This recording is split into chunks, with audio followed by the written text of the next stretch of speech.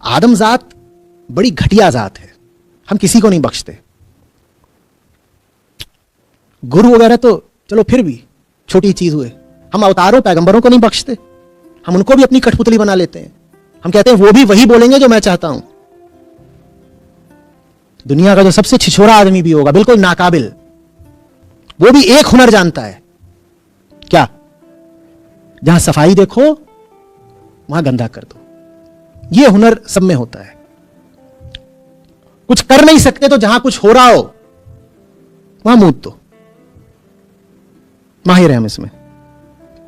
जब तक राह बताने वाला जिंदा है सीधे सीधे उसके सामने बैठ लीजिए, जब वो नहीं है तब उसकी लिखी बात उपलब्ध हो, साहित्य हो या रिकॉर्डिंग हो, वो देख लीजिए। ये बाकी सब अंडू पंडू के चक्कर में मत पड़िएगा। गुरु नानक साहब गए थे अरब, तो एक दिन वो लेट गए, काबा के पत्थर की ओर उन्होंने पांव कर लिए। तो लोगों ने टोका, बोले आप तो संत हैं, विद्वान हैं, ये आप क्या कर रहे हैं, आप काबे की तरफ पांव करके। तो कहानी ही है, पर कहानी का मर्म समझिएगा। उन्होंने कहा ठीक है, जिधर को काबा नहीं है मैं उधर को पांव करे लेता हूं। तो उन्होंने कहते हैं अपने पांव मोड़े, और कहानी बताती है कि काबा का पत्थर भी उसी के साथ साथ मुड़ गया। ये कहानी किसके चरित्र के साथ शोभा देती है? गुरु नानक साहब के साथ। उन्हें हक है ये करने का कि वो कहें कि मैं किधर को भी पांव करके सो जाऊंगा। आम आदमी को ये हक नहीं है कहने का कि इधर को क्यों ना करें और उधर को क्यों ना करें, उधर को। वहां ख्याल रखना पड़ेगा ना।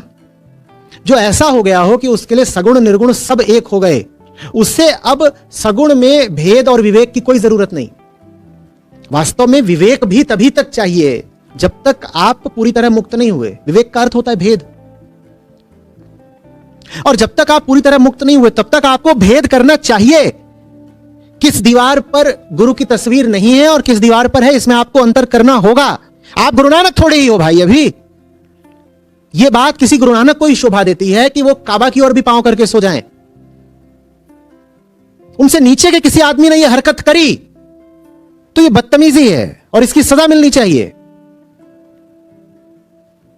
इसी तरीके से भगवान बुद्ध के जीवन के साथ जुड़ी हुई कथा है। अब दोनों कथाएं ही बता रहा हूं, पर मर्म समझिएगा।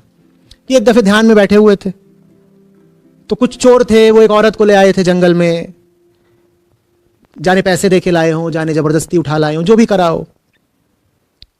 वो किसी तरह उनसे छूट छाट के भागी, और वो भाग करके जहां बुद्ध बैठे थे ध्यान कर रहे थे उनके सामने से निकली, और वो भी फटे हाल, आधी नग्न ही। वो गुजर गई, अपना भाग गई। पीछे पीछे ये सब लोग आए तो कहते हैं कि इन्होंने पूछा बुद्ध से कि वो अभी यहां से कोई निकली है औरत?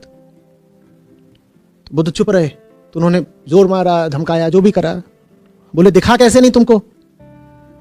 एक तो स्त्री थी, वो भी निर्वस्त्र, ऐसा कैसे हुआ कि तुमने ध्यान नहीं दिया? तो बुद्ध बोले कि हम अब उस दशा में आ गए हैं जहां हमको स्त्री पुरुष वगैरह बहुत समझ में आता नहीं है, और यह भी हमें बहुत दिखाई नहीं देता कि कपड़े किसने कितने पहन रखे हैं। यह बात भी शोभा देती है तो किसी बुद्ध को शोभा देती है कि नंगी औरत भी सामने है तो क्या हो गया, पदार्थ ही तो है, देह है। जो लोग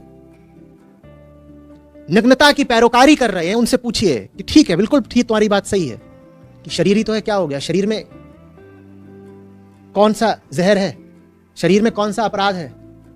लेकिन क्या तुम ऐसे लोग हो जिन्हें यह कहने का हक है? यह बात कोई ओशो कहे तो ठीक है, तुम क्यों कह रहे हो भाई? तुमने ओशो की ऊंचाई हासिल कर ली क्या? तुम कौन होते हो फेसबुक पर नंगी तस्वीरें चिपकाने वाले? कोई भी काम सही या गलत नहीं होता। जो काम किसी बुद्ध के लिए, किसी नानक के लिए सही है, वो आम आदमी के लिए गलत है।